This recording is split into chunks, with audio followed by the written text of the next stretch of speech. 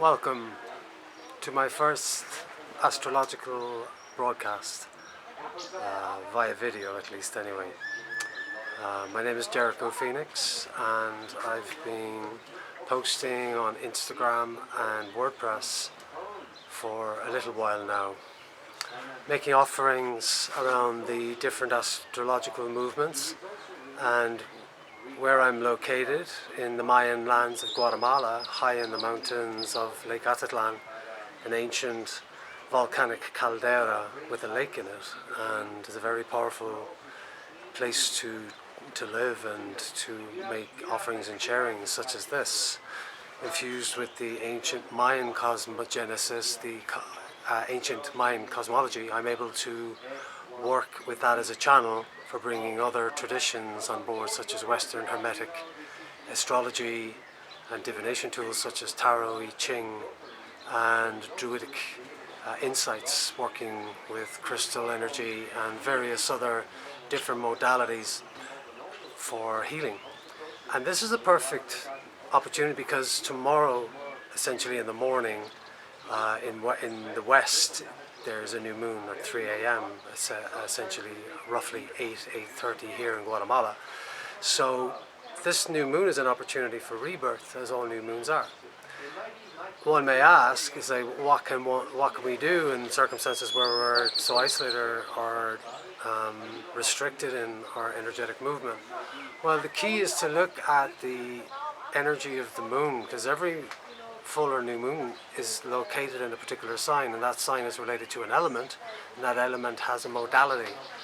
And the element is earth, and the modality is fixed, like a bull, which represents Taurus. So over the course of my sharings on Instagram, which you can find on Jericho Phoenix, and WordPress, again under Jericho Phoenix, there's a correlative experience that's happening every day through the Mayan cosmogenesis that I work with, because every day is a particular teaching or guiding energy that then can be translated into the story of the astral shifting, the stars, the sun, the moon, and all the other planets.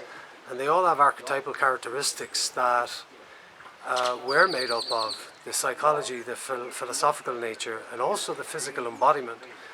So any moon that reflects an opportunity to rebirth and learn this is best served through Taurus, because it's the fixed physical body that knows it. It's like the immovable object. And with this moon tonight here in Guatemala, the energy of the moon is heavily aspected with two major influencing factors, and one is a direct conjunction with Uranus. Now, Uranus represents radical change, maverick energy, transcendent mind. That's why he rules Aquarius with Saturn. And there's a jostling going on between Uranus's desire to want to make sharp, technological, innovative, genius level changes, where Saturn's going to take the steady approach. And between the two, Aquarius is that model for a society that we're trying to breathe back into life. So this new moon gives great opportunity, though we are restricted, to look at ways where we can feel the story. What actions can we carry out, What changes can we make, with Uranus wanting to make these changes, and we have perceptive-wise such limitations. Now the key is to look at the theme of Taurus, and Taurus is ruled by Venus, which means that matters of value, i.e. is the sign of money, personal money, is the sign of security, personal and family security, in terms of the time of the year where we plant our seeds to harvest later. So the energy of what we can plant or seed during a Taurian energetic season, when the sun essentially is in Taurus, means that there's a sun solar-like energy that we're meant to invest in the earth. And not just the physical earth, which we should, because all our foods are derived from the earth. And we are born of the earth because the food of our parents, the energy that we survive and live off and thrive on, comes from the Earth. So it's easy to say, as the Earth herself is birthed from the cosmos, that there's a chain of events that takes place to see us birthed onto this planet that's related to food and the healthy relationship that we should have for the energy that creates us. Because if we don't have an intrinsically healthy relationship with ourselves. So the way that we treat our Earth is reflective of the way we see and feel in our own environment. So this new moon is a great opportunity with all of the major challenges we're facing as a species in terms of how we survive on this planet, and better still, how we thrive.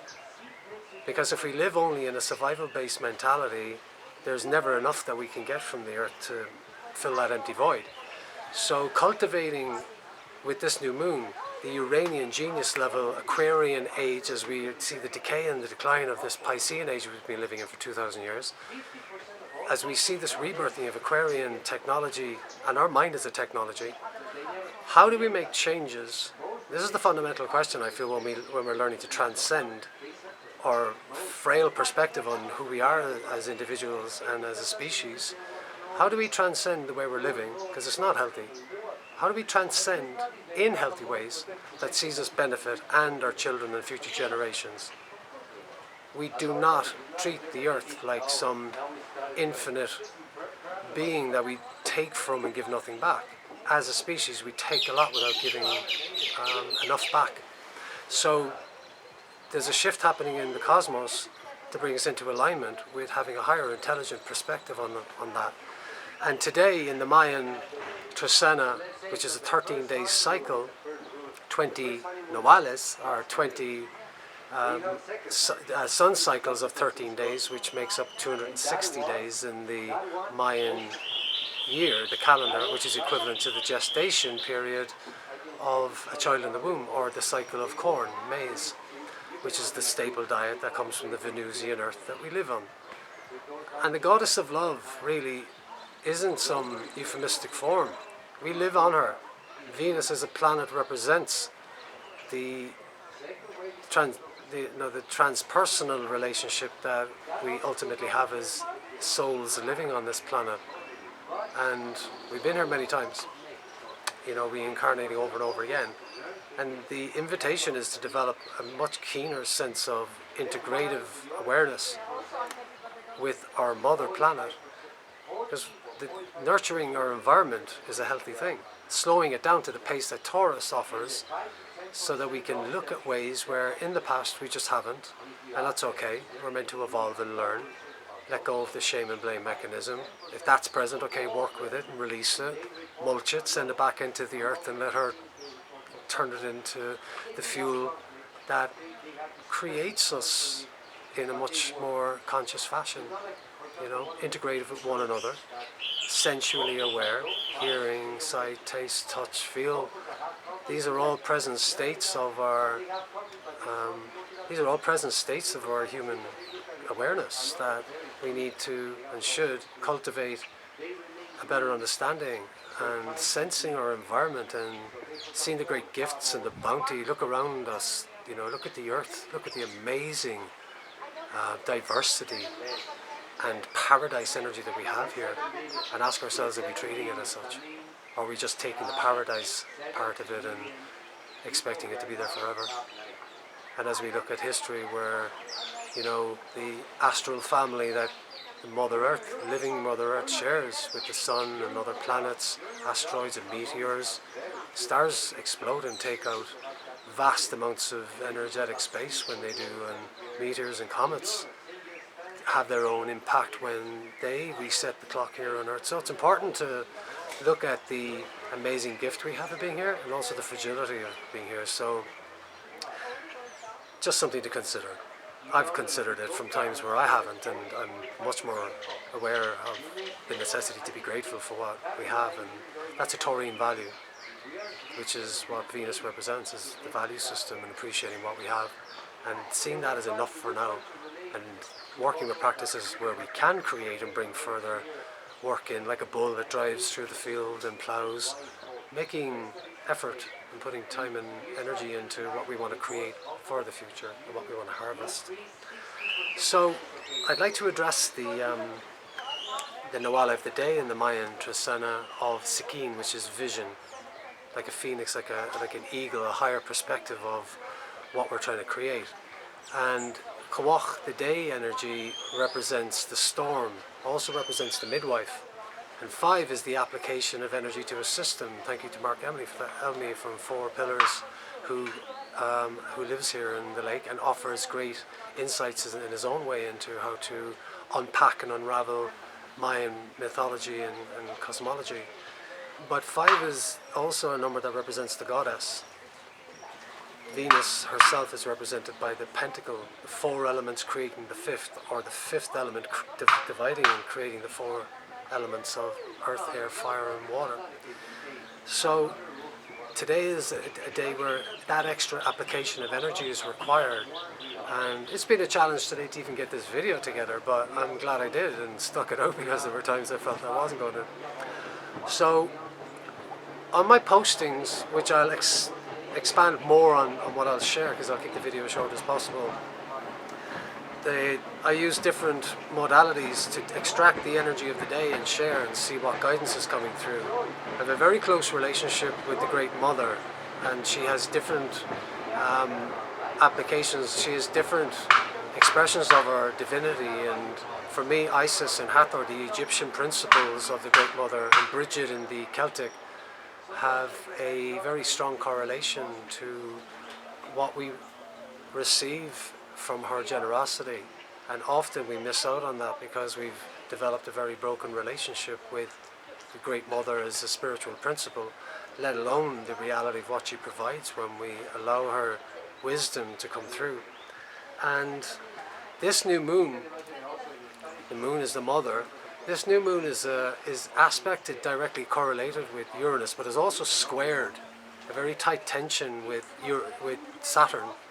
And Saturn's position as the gatekeeper into Aquarius, at 0 degrees Aquarius, means that he's calling us, he's calling the shots and saying, slow things down. Look at what you're birthing in this technological age.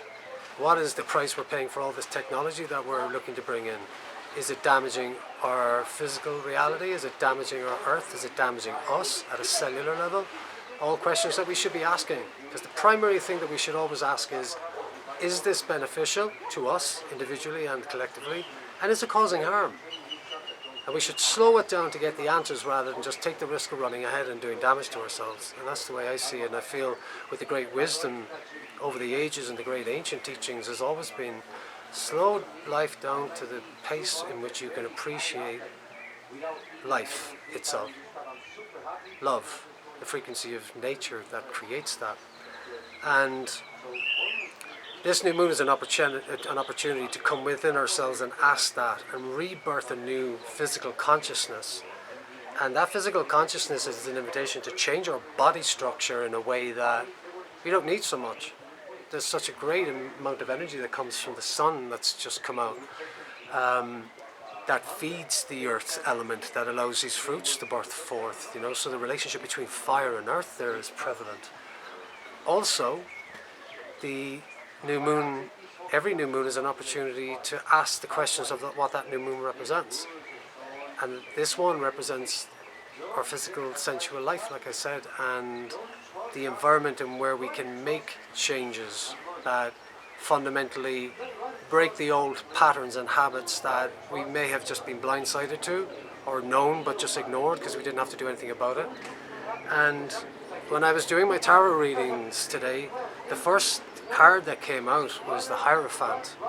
Now the Hierophant represents the voice of God, or the voice of creation, and also with the number 5 being prevalent today and connected to Venus, the ruler of Taurus, the invitation to look at our traditional way of living that's been lost, that always had a very strong relationship with the Earth Mother. Because if we mess it up with her, then we've messed up the source of energy in the physical realm. So I'll expand more about the energy of the reading that came with the Hierophant, but he represents the wisdom keeper in service to the empress and the emperor, the exactors of that sacred intelligence, a sacred energy birth here in our backyard of Mother Earth. And when we're ignoring that divine intelligence, that sacred intelligence, we live at great risk, because we're blocking out an amazing energetic intelligence and wisdom that's meant to help us. And if we dedicate some time and energy into learning how to decipher that, then we become better custodians of the world we live in, and we can create and manifest reality in a much more cohesive way without burning lots of energy in doing so. So I feel the arrival of the Hierophant, which I'll share more in my my posting on Instagram and WordPress later today, and the energy that I'll share will be one that offers much more fine-tuned ways of integrating this new moon for our benefit. And you've got to put yourself first, really, because Venus is currently in evening star mode, and that represents self-care and the journey into the underworld and into the parts of ourselves which we ignore a lot of the time because they're too painful or too wounded. And they're the parts of us that need healing. They're the parts of us that need that attention and care. So when I drew some crystal cards today that I use to gain some physical understanding, you know, just like the forest and the mountains, the birds that are singing, they're all communicating something about the space they live in. And I've had this card come a few times. Chrysoprase in the last few weeks has popped up probably the most, and it represents nature and calming, and like to focus on the energy of the card itself, which is the heart frequency. If we're ignoring the nature of our heart, which is the core manifest center of our being, then we pay great prices. And you know, we have to ask deep questions sometimes when we want to get deep answers, and we should be asking ourselves what motivates us to make the choices that we do, the relationships we choose to live in, the one that we represent ourselves, that we offer others, and also what we can offer in terms of change.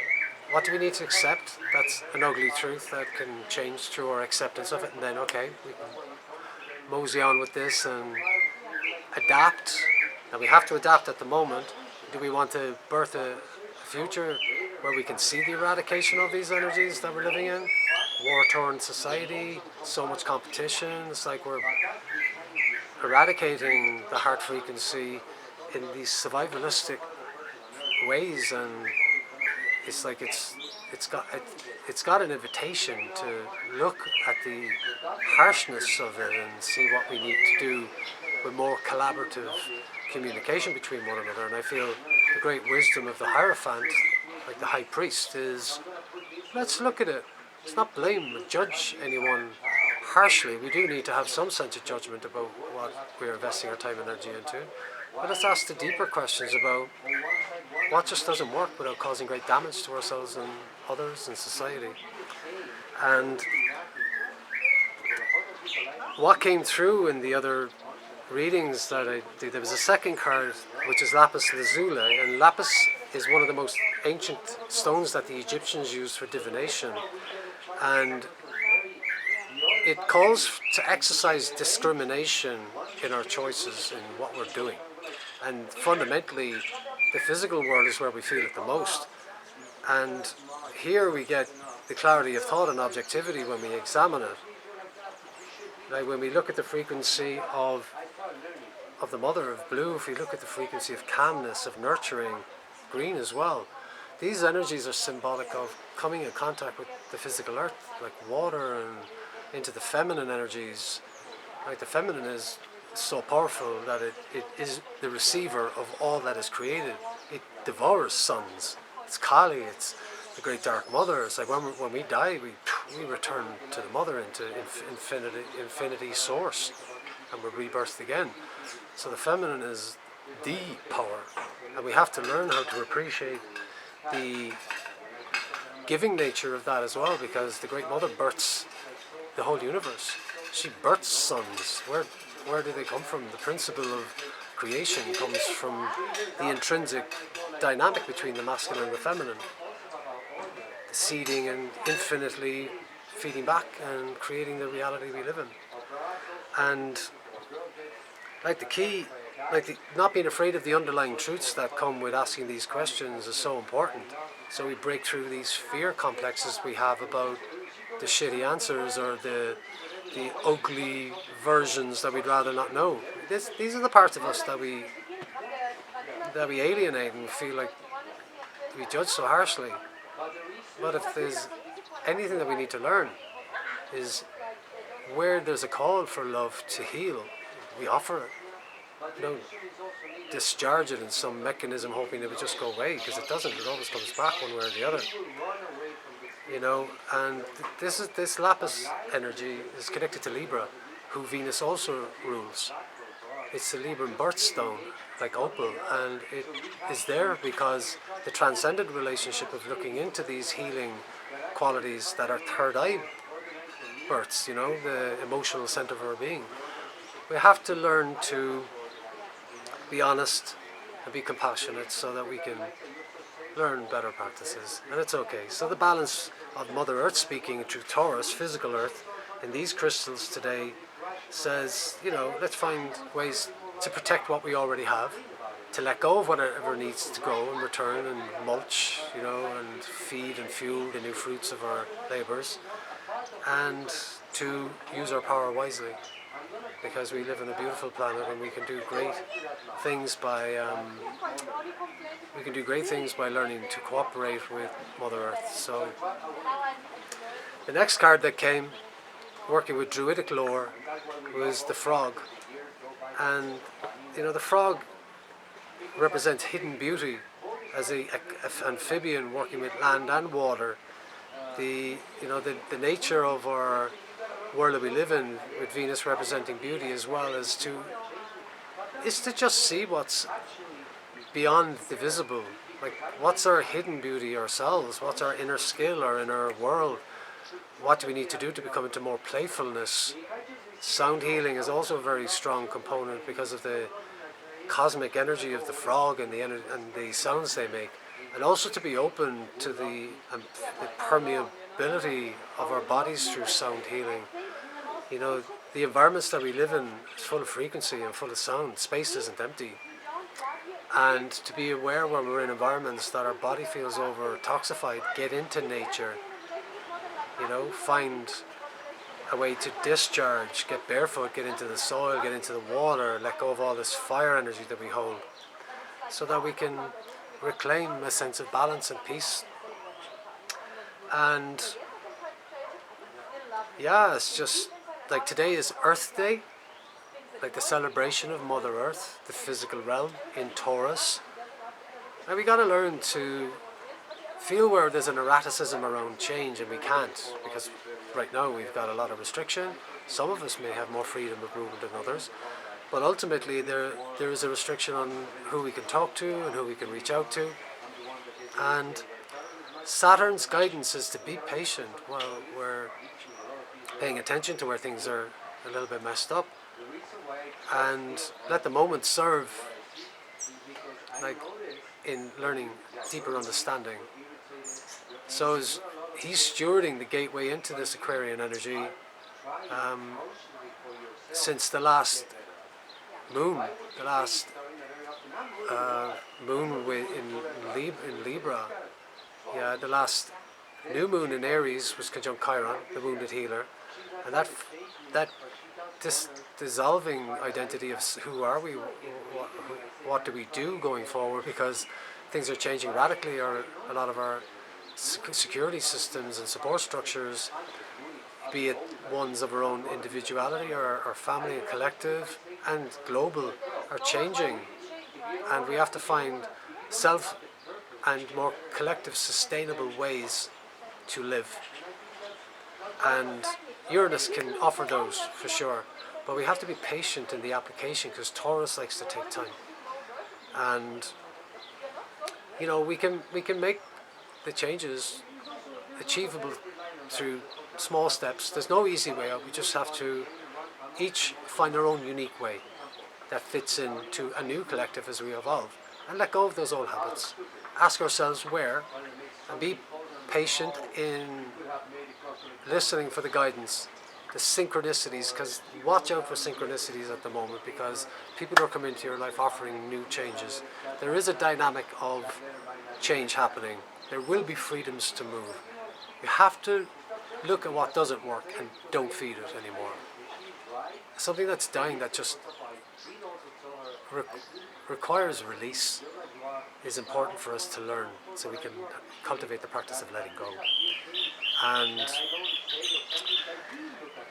working with Isis, the Great Mother, the Egyptians left us the ancient Egyptian civilization left us a lot of wisdom that came through the Greek and the Roman mythological and societal structure, and we live in it today. And this card has popped up a lot. Soul Retrieval card.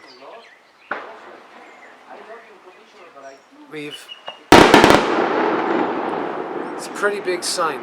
There's parts of our spiritual being that got lost over many lifetimes, this life, through trauma, through having to change in circumstances where that inner child, that creative force of intelligence got suppressed for whatever reason. And when we look at ways to come back into wholeness, it means that we want to shine. We want to find ways where we can radiate that soul, that soul energy, and parts of our fragmented soul are trapped in the past, and we stay stuck in some of those parts. If we want to evolve into a healthy, more coherent future where we can see a world free of torture and atrocity and war and many other highly reactive states based on survival technology, survival perspective, we have to learn to find ways to retrieve those missing parts that we've either said weren't good enough or didn't deserve to have life, that didn't deserve to exist. And in Taurus, there's a great invitation again to come into the physical reclamation of that. In our physical life, who are they in our physical lives that we want to be with, that we want to share our time with? It might be a change from the existing structure we're in because there's too much pain, or there's too much volatility there. So encouraging ourselves to not see change as a dishonorable way of living when it's served upon us. We have to lose that kind of victim martyr type of energy and focus on what's important for us. As a stronger self-care mechanism means we can be stronger for everyone else. That's calling. And there's a divine process of synchronicity that takes place that changes and shifts us into new harmonics, new vibrations that feel like we're growing, like we're expanding. And there's a great potentiality at the moment as we go through these. And I did make a couple of notes here, though I haven't really read them very much. But returning to nature, returning to like natural medicines as well. Plant medicine world, where we don't need so much artificial, alchemical, scientific-based ways to heal ourselves. Which a lot of modern medicines, or all modern medicines, stem from nature, from the alchemy that we've learned from nature. And because of the size of our population, because of the vast exponential growth, we've had to import and deploy mass manufacturing to meet the demand, and that's okay, but we can learn to create manufacturing processes with healthier, natural-based sciences that are sustainable. And that's something that we need to look at, and we have a great opportunity to address because we have the technology, we have the conscious ability to shapeshift, because what we've created on this planet, in some ways, though greatly destructive, has come from great innovation, and that's that Uranian, Aquarius age technological mind at work.